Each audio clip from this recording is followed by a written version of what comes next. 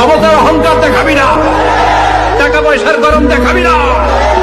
2 দিনের টাকার মালিক হয়ে ওর পা জমিনে লাগে না, এরকম টাকা আছে না? নাই।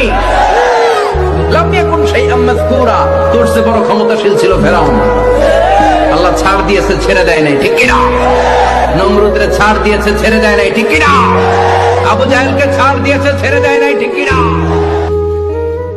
আমি অনেককে দাফন করেছি, অনেককে জানাজা দিয়েছি, অনেকের কাফনের কাপড় আমি কাটতে দেখেছি, অনেককে আমি গোসল করাতে দেখেছি, অনেককে আমি জানাজায় উপস্থিত হয়েছি অনেকের।